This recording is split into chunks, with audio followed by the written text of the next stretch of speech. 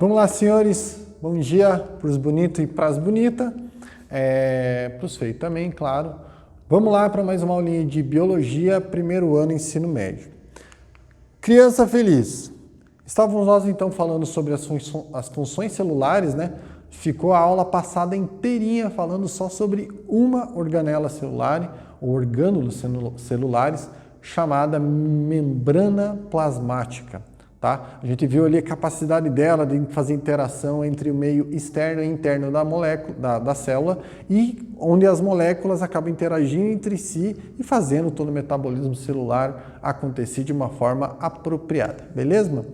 Falamos então aqui basicamente, né, a célula para que serve? Para formar todo ser vivo, né? Claro que é a unidade básica, é como se fosse a pasta base que vai produzir o restante aí, ok?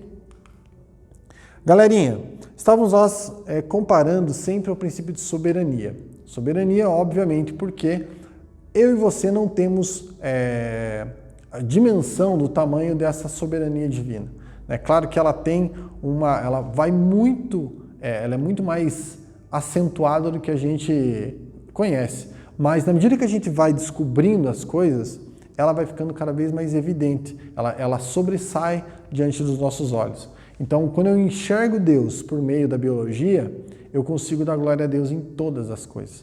Né? Por quê? Porque ao meu redor eu estou sempre em integração com esse meio. E se você olhar para cada celulinha do teu corpo, né, nós estamos falando de 30 trilhões delas, então você começa a perceber que elas funcionando ininterruptamente ao longo da vida, né, fazendo suas trocas, mitose, meiose, divisão celular para cá e para lá, sem acontecer erro, né? Caso aconteça um único erro aí, você pode vir a ter um câncer. Então, são coisas bastante assim, complexas acontecendo ininterruptamente e também fazendo com que a vida seja possível, tá?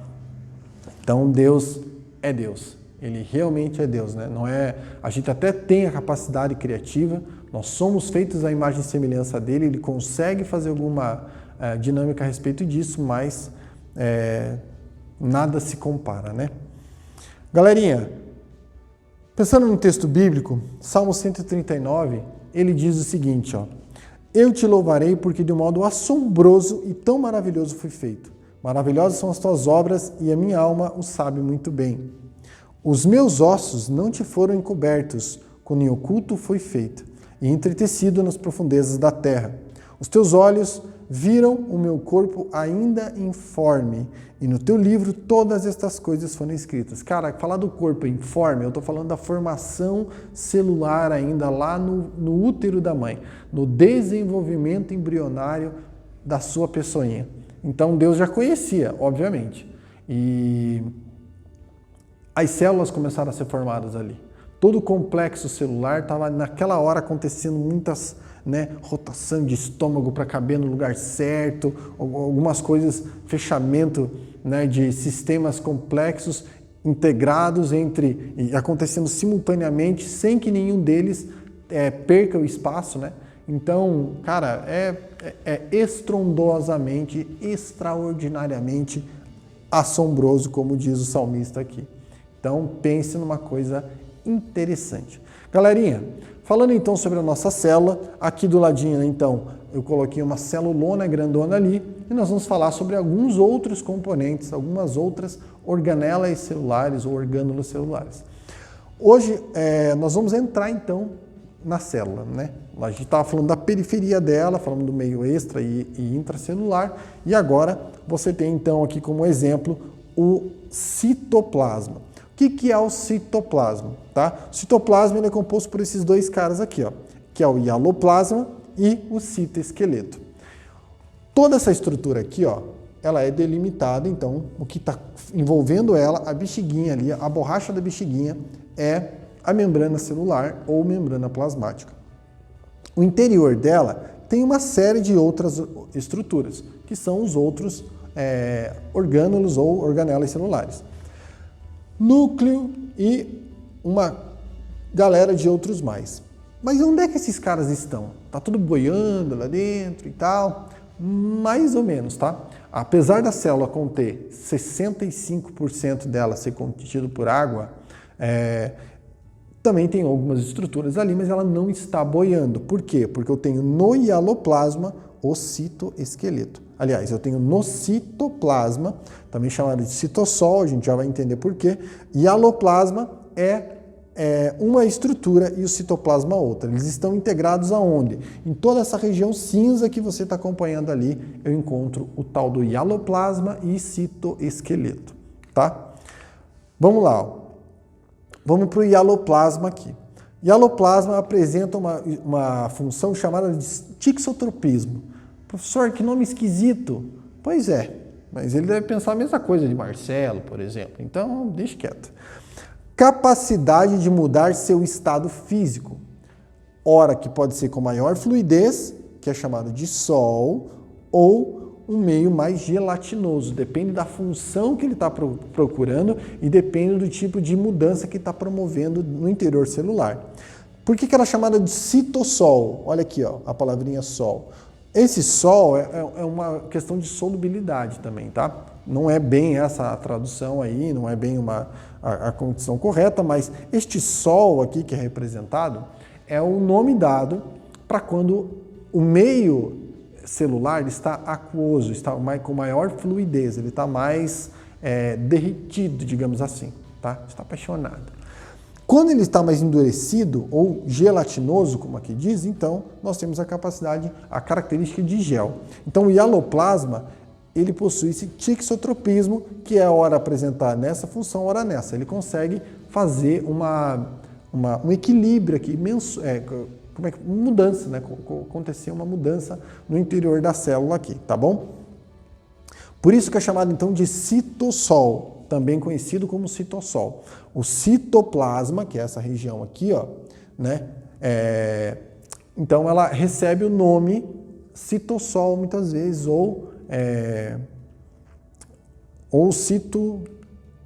onde é que estava aqui? Ó, o citoplasma pode ser conhecido então como citossol por conta dessa condição. O professor pode chamar de citogel também? Querido, eu nunca ouvi essa característica. Na verdade também, boa parte disso daqui, primeiro foi dado um nome e depois eles descobrem outras funções. Aí como já foi batizado, eles não vão ficar mudando o nome toda hora, né? Assim como a gente vai falar de algumas estruturas aqui que mudaram de nome ao longo do tempo. Como era, por exemplo, a trompa de falópio, né, que era o nome da tuba uterina. Trompa de Eustáquio é o nome da tuba auditiva. Então não tinha porquê. O cara que descobriu, eles davam um nome, batizado. Daqui a pouco você estava chamando, sei lá, eu acho uma estrutura no teu corpo, você vai chamar célula de Ostrovsky. Não tem sentido, né? Então, os caras vinham invertendo na prova lá, trompa de Eustáquio, colocavam o intestino, a tuba auditiva lá no útero e o contrário, então não tinha como acertar mesmo, né? Tanto nome assim. Então a medicina vai, na medida que ela vai avançando, eles também vão ajustando certas coisas para melhorar o entendimento de todos. A ideia é essa, né, da questão do estudo. O hialoplasma, se a gente fosse tirar ele de dentro da célula e colocar aqui do lado, toda a parte azul que você está vendo ali seria chamada de citoplasma, tá? Ou hialoplasma, né? Essa partezinha fluida aí da célula. Aqui você está vendo, ele até aparece com o nome de citossol, né? Por conta dessa característica fluida que ele tem, tá? Então, envolvido pela membrana plasmática, ele contém todas as outras organelas celulares, ok? E aí vem este camarada aqui, que é o citoesqueleto. Pessoal, isso aqui não aparecia nos livros de biologia quando eu estudei. Tudo bem, faz bastante tempo, mas não é o meu caso. A questão é que citoesqueleto é algo relativamente recente aí na questão de estudo celular e a gente ainda está entendendo boa parte dos seus processos, tá? Pode ser que muito do que eu fale aqui, ao longo do tempo, a gente apresente novas descobertas aí e você possa ser o cara que vai conseguir fazer isso aí bem direitinho. Mas o que é o citoesqueleto? O citoesqueleto, eu já vou mostrar uma imagem para vocês que contém mais ou menos ele dentro da célula. ok?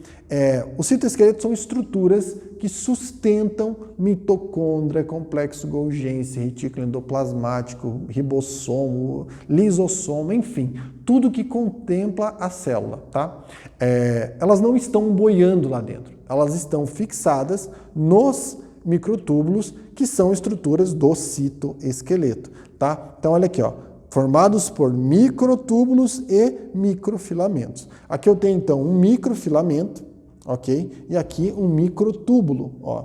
Então, quando eu tenho uma bolinha, uma fileira de bolinha, eu tenho um microfilamento. Quando eu tenho ele trabalhando, né, como se fosse um tubinho mesmo, então eu tenho o famoso microtúbulo. Até ali do ladinho, você vai conseguir observar essa estrutura sendo observada por meio do microscópio eletrônico. Lembra que eu comentei com vocês que existem tipos de microscópio diferentes. O microscópio eletrônico, ele é o responsável por fazer esse tipo de imagem. Eu estou falando agora, ó, calcule lá, eu estou falando da célula, né, que já é muito pequena. Agora eu tenho que achar organelas celulares aqui dentro, que já são também muito pequenas, mas eu tenho que encontrar ainda um cara menor ainda, que é quem está segurando essa mitocôndria aqui dentro. Então, essas linhazinhas que eu desenhei aqui agora seriam esses microtúbulos, tá? Já vou mostrar para vocês um esquema um pouquinho melhor do que esse desenho fajuto aqui, safado que eu fiz. Mas a microscopia eletrônica, ela avançou muito e ajudou muito no estudo da citologia aí, de uma forma geral, tá? Como é que funciona esses microtúbulos? Como é que eles estão andando? São cordinhas? Tá, mas se essa cordinha só está solta, como é que ela faz a estrutura andar dentro da célula? Como é que acontece essa troca? Olha só que coisa chocrível. Cara, por isso que eu falo que Deus é Deus. Tá? Na hora que você conseguir contemplar tudo isso daqui, você vai ver. Existem esses microtúbulos e os microfilamentos ali e tal, são formados por molequinhas de tubulina. Nossa, professor, então é microtúbulo tubulino, né? Ah, tipo quem nasce em Curitiba, curitibano. Os caras fazem essas coisas, mas... Desculpa. Aqui, ó, eu estou falando então de uma alfa-tubulina azul e uma beta-tubulina, que é o laranja. Elas vão, por conta da formação, da capacidade molecular delas e a integração que elas têm de reações químicas envolvendo o interior celular, o que elas fazem? Elas estão soltas no citossol, ou no citoplasma, ou no hialoplasma. Elas estão soltas ali dentro, por aqui. De repente, elas vão se organizando e elas vão formando esse espiral que você está vendo aqui, ó. Aqui em cima ficam estruturinhas, por exemplo, de algumas proteínas que fazem o deslocamento por aqui. Elas se fixam nesse camarada e o que vai acontecendo? Na medida que eu vou formando mais alfa e beta tubulina deste lado, do lado de lá, ela vai se desfazendo. Quando eu vou formando desse lado e desfazendo desse, eu tenho o movimento da organela celular no interior da célula. Então, pensa num troço bem feito, organizado e que não dá trabalho algum. Aliás, dá muito trabalho, né? Só que a gente não vê. Está acontecendo isso o tempo todo no teu interior, tá? Então, é um troço muito, muito, muito interessante mesmo. Aqui tem uma outra foto, ó. Isso aqui é foto, tá, galera? De células. E nessas células, então, elas foram coradas artificialmente. Essas cores não são reais, tá? Então, o que você vê de azul aqui, ó, todas essas estruturas em azul são núcleos celulares, ou seja, eu tenho o núcleo da célula aqui. O que eu estou vendo em verde é o citoesqueleto, ok? E ali algumas interações ali que elas têm. Tudo que você está vendo aqui, ó, é a forma pela qual esses microtúbulos se organizam para que a célula ganhe o formato dela, além disso ainda tenha deslocamento de organelas celulares no seu interior. Qual a função do citoesqueleto? Ó? Função de ligação na mitose, então é ela quem vai fazer com que todas as organelas celulares que se desmontam na hora de uma divisão celular, elas retomem depois, a hora que elas começam a aparecer novamente, elas são direcionadas pelos microtúbulos a seus lugares devidos. Contração e distensão de células musculares, lembra lá actina e miosina, enfim. uma parte das responsáveis são esses microtúbulos que vão levar também essas estruturas sendo bem orquestradas. A miosina caminha sobre esses microtúbulos aqui. É um troço ainda mais complexo do que a gente já falou ali na questão da contração muscular lá no 8º ano. Formato da célula e sustentação, então é ela quem dá a forma para a célula, né, digamos assim. Função de movimento, os flagelos bacterianos, né, tão conhecidos aí aquela perninha lá que tem também no espertozoide. Quem fornece essa movimentação são os microtúbulos, gente. Então é um troço que na célula tem a sua responsabilidade bastante acentuada. E questão de movimento, esse movimento aqui, na verdade eu esqueci de escrever, é movimento do cromossomo, movimento do DNA. Por quê? Porque quando, não sei se você lembra, mas quando a célula está fazendo divisão, ela precisa dividir exatamente no ponto certo, caso contrário ela não vai formar células clone, ela vai formar células diferentes uma das outras. Isso seria um desastre para a humanidade e para qualquer outro ser vivo. Então o que ele faz aqui? Ó? Lembra lá do cromossomo? Claro que você lembra. Cromossomos legais. Um cromossomo, ele aparece desse formato aqui, né? Um xizinho lá. Deixa eu fazer ele mais grosseiramente para você poder... Na ponta dele, você tem uma estrutura, nós vamos falar dele na próxima aula, e última aula também do bimestre, né? Nós temos os centríolos, que são formados por microtúbulos. Eles vão emitir as chamadas fibras do Aster e não sei o que mais, que vão conduzir quem? São microtúbulos que são emitidos até o cromossomo, eles se ligam ao centrômero desse cromossomo e este cara então vai ser dividido e puxado.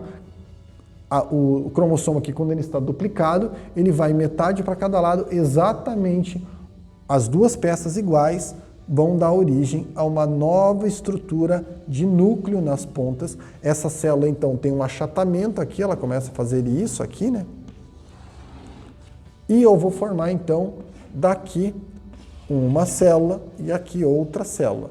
Essa agora com o material genético e essa aqui também. Ficou atrás da TV aí, mas imagina. Essas duas aqui, pessoal, são idênticas. Logo, este camarada aqui formou, então, essa estruturinha. Aqui tem vários, tá?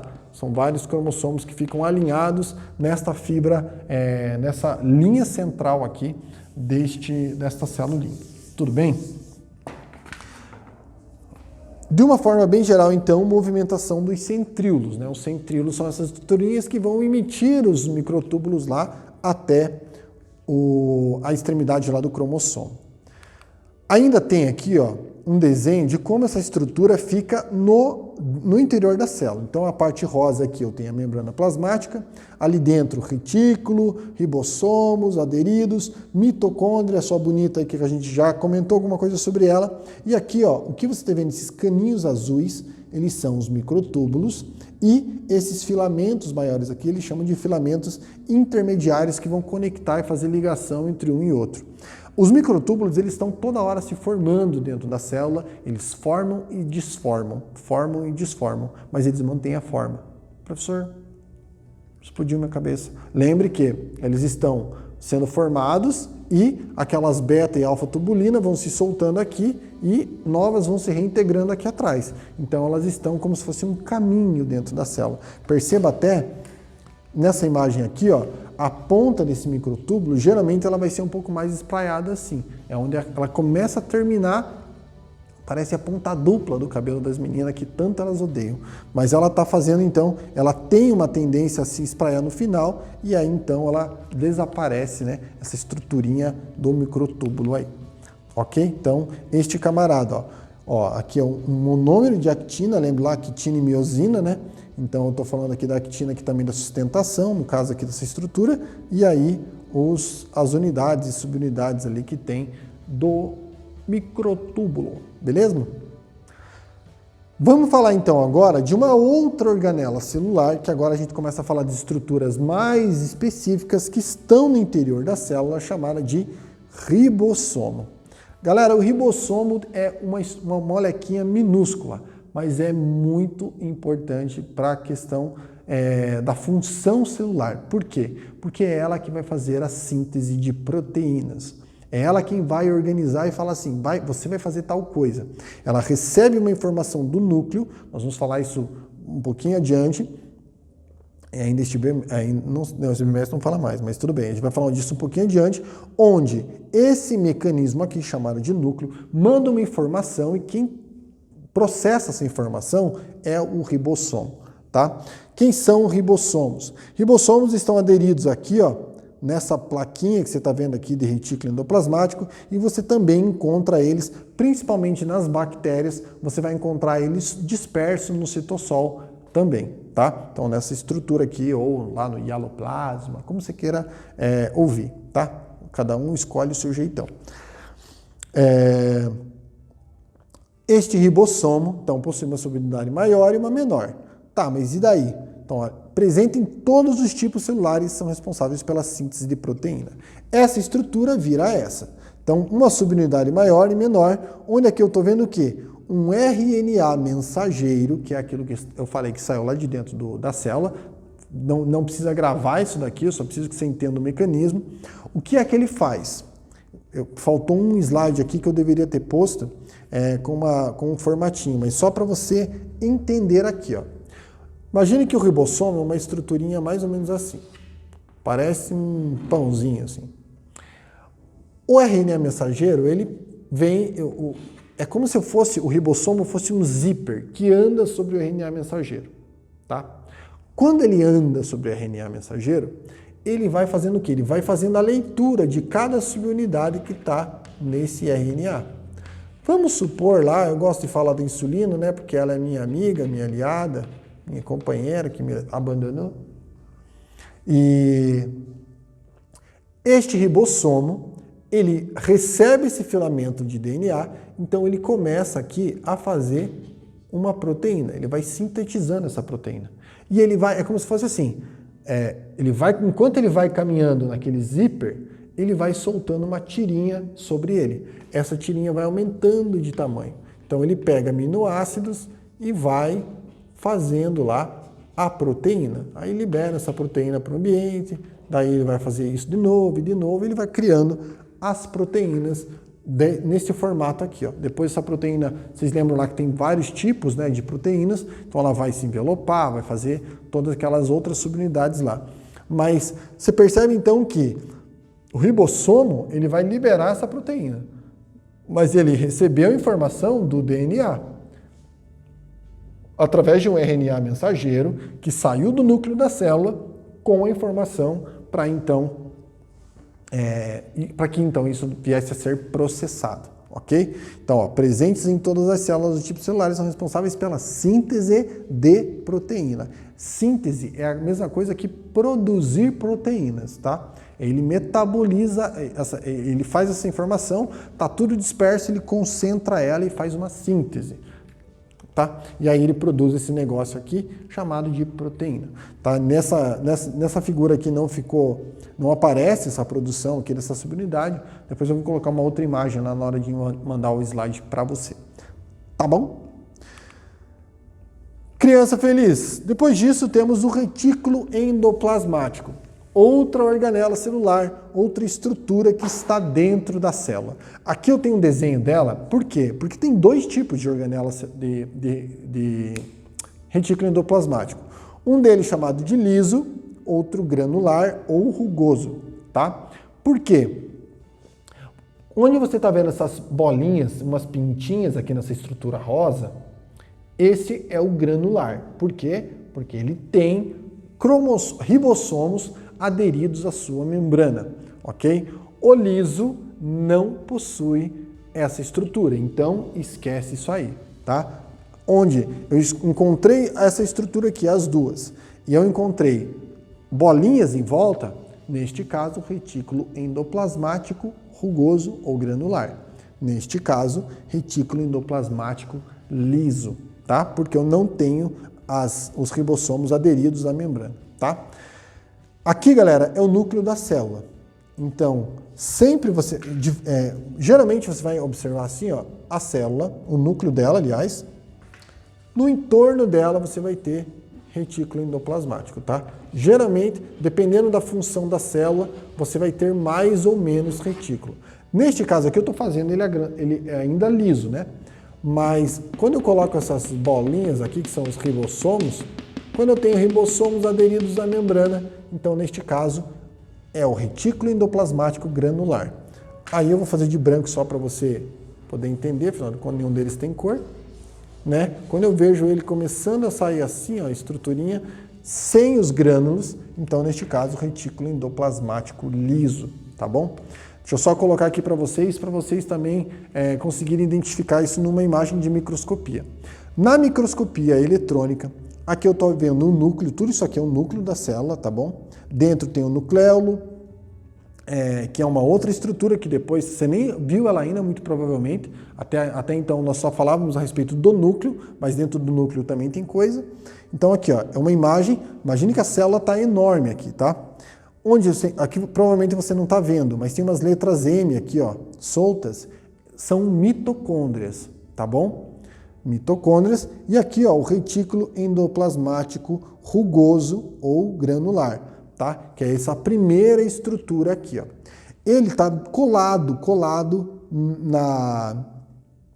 no núcleo, por quê? Porque é ele que vai sintetizar boa parte das proteínas. Então ele recebe o retículo endoplasmático, recebe o RNA, que está vindo trazendo a informação, chamada de RNA mensageiro, ele saiu do núcleo e o cara já pega, já começa a fazer proteína, já começa a construir essa proteína. Ele passa por um processo aqui, ó, de melhoramento, tá? Essa proteína passa por um processo de melhoramento no retículo endoplasmático liso. Então ele saiu do núcleo, passa pelo retículo endoplasmático e começa a síntese proteica. Essa proteína passa pelo retículo endoplasmático liso para receber aquelas especificações que eu comentei. Além disso, o retículo endoplasmático liso também é responsável por desintoxicar o seu organismo. Olha aqui, ó, células hepáticas são ricas em retículo endoplasmático, uma vez que ele é o responsável pela desintoxicação do organismo. Nesse caso aqui é muito maior nessa organela celular chamada de retículo endoplasmático liso,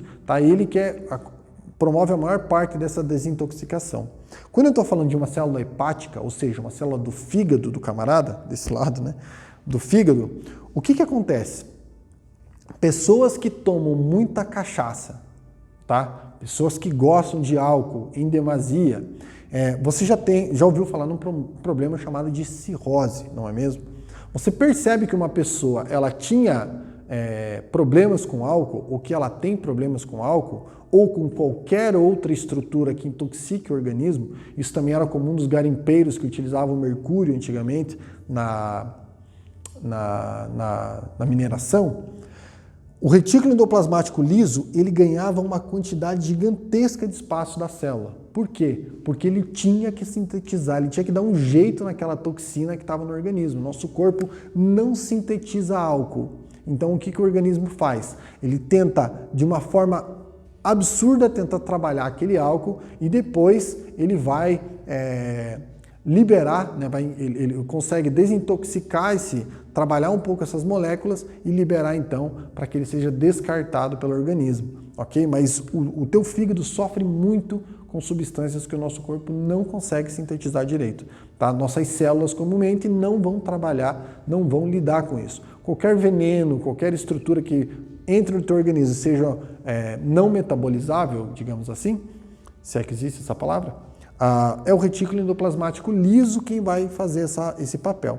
Então, se eu tenho uma amostra citológica ou histológica, né, que é do tecido do fígado, e eu vou olhar as células, eu encontro muito retículo endoplasmático liso, neste caso, eu já sei que a pessoa tinha um problema com álcool, tá? E aí, óbvio que isso às vezes acaba matando boa parte das células, tendo então a tal da cirrose lá, né, que é a destruição do tecido do fígado e pode levar a óbito isso daqui.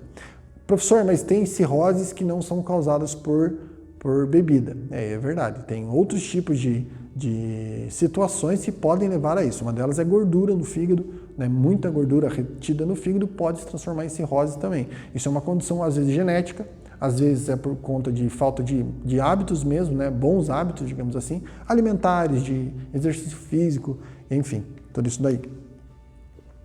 E por fim, o último camaradinha do dia, chamado de complexo golgiense. O que o complexo golgiense é? É uma outra organela celular, muito parecida, professor. Como é que eu vou saber? Meu Deus do céu. Não chora que piora. Esse camarada aqui seria o cara que vai empacotar aquilo que foi produzido pelo núcleo, pelo retículo granular e liso, e ele vai depois. Então, vamos colocar aqui com outra cor, o laranja, ou laranja. O retículo endoplasmático vai dar, então, lugar ao complexo golgiense, que vai liberar algumas vesículas para o organismo. Professor, como assim? Este cara manda fazer algo. Este cara obedece e começa a fazer a síntese das proteínas. Esse cara faz as proteínas ficarem mais ajeitadas, bonita, coloca rótulo, deixa tudo bonitinho.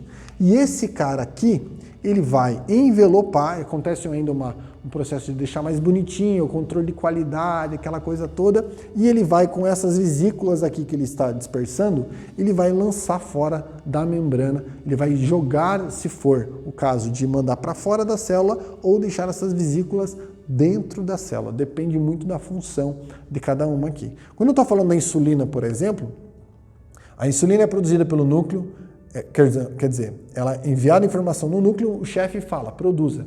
Né? Recebeu informação de que o camarada se alimentou. Ele se alimentou, a insulina então começa a ser produzida pelo retículo endoplasmático granular, passa pelo retículo endoplasmático liso para receber as suas fosforices. Aí o complexo golgiense vai se encarregar de mandar para fora da célula essa estrutura. Antigamente ele era chamado de complexo de Golgi, né? Ou Golgi. Cada um falava do jeito que queria. Aí alguém foi, cara, é muito melhor chamar de golgiense.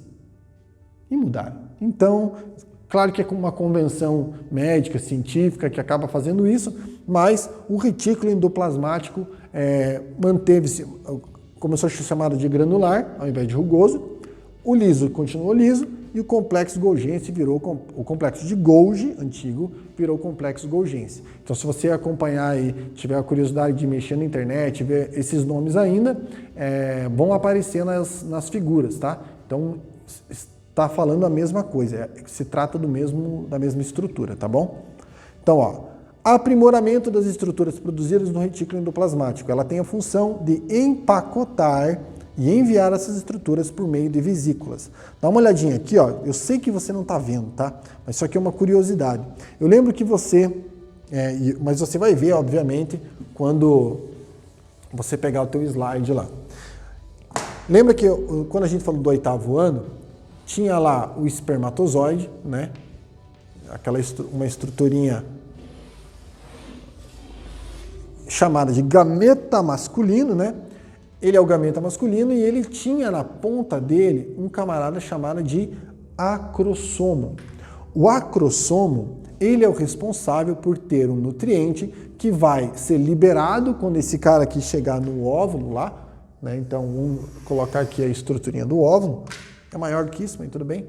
Ele vai chegar aqui, ele vai liberar essa estrutura para que ele consiga romper essa barreira aqui, ó, para que a membrana do óvulo possa ceder, se conectar e abrir um espaço para que ele possa entrar. Quando ele entra, essa membrana tem aquele choque, né, digamos assim, e nenhum outro espermatozoide entra no óvulo, tá? Apenas um espermatozoide fecunda o óvulo. Se isso acontecer com mais de um, o corpo geralmente descarta esse material, tá? Não vai ocorrer a nidação, que é o processo onde o óvulo fecundado acaba entrando no útero da mãe.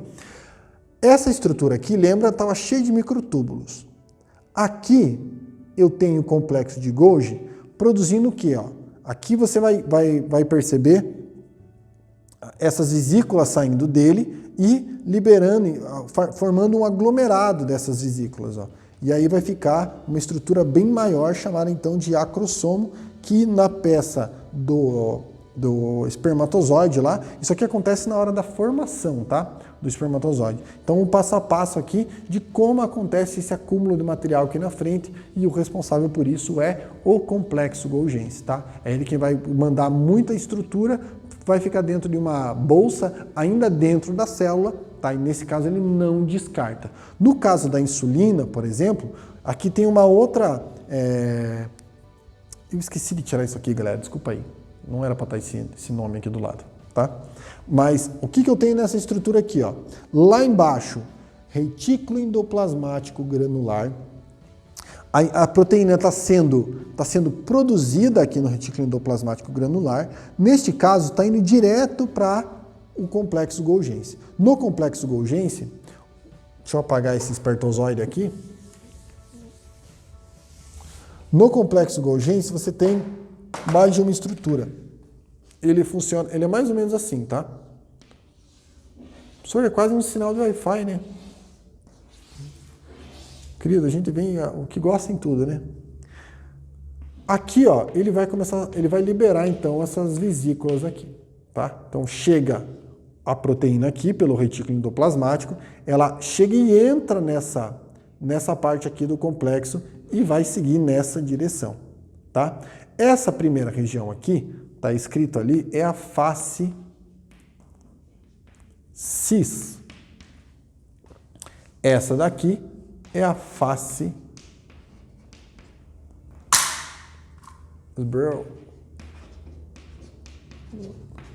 trans, ok?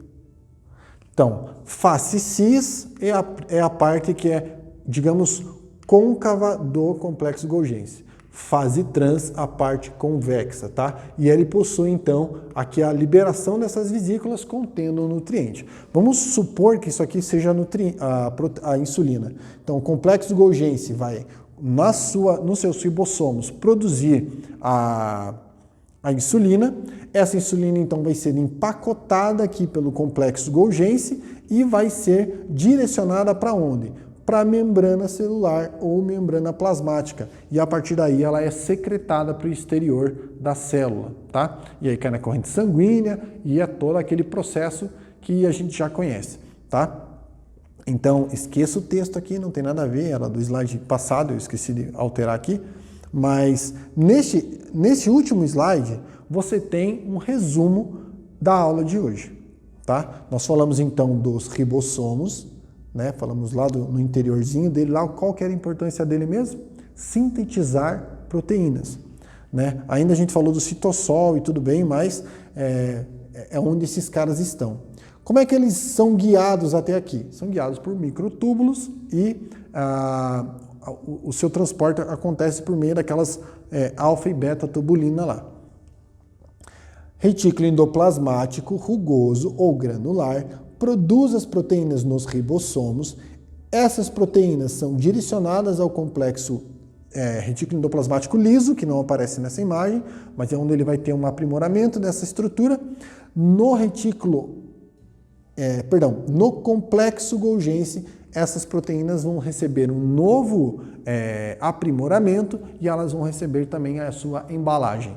Na sua embalagem agora, ela sai para o mercado aberto. Ela sai da célula, né? Ela é direcionada quando for, nesse caso aqui eu estou falando de insulina, como isso aqui ela vai secretar para o exterior do corpo, ela tem que ir até a membrana. Na membrana, essa estruturinha aqui da membrana do complexo Golgi vai se ligar à membrana plasmática. Eu disse, a gente conversou a aula passada sobre esse transporte que acontece, né, via membrana. Então aqui é um exemplo de como chega aqui de como ele faz essa exocitose, né, mandando embora então esses nutrientes que ela mesma produziu. Ok? Galerinha do bem, por hoje é só. Deus te abençoe, espero que você absorva bastante esse conteúdo. Eu sei que é denso, mas a prova está aí. Tá bom? Semana que vem, então, nós estaremos fazendo o encerramento do assunto, né, com outras organelas, e aí acaba, e aí nós já vamos aí para a nossa revisão de prova e bora lá fazer as nossas provítias do primeiro bimestre, tá ok? Galerinha, Deus te abençoe, espero que você esteja muito bem aí na sua casa e não vejo a hora de te reencontrar aí de novo. Até mais.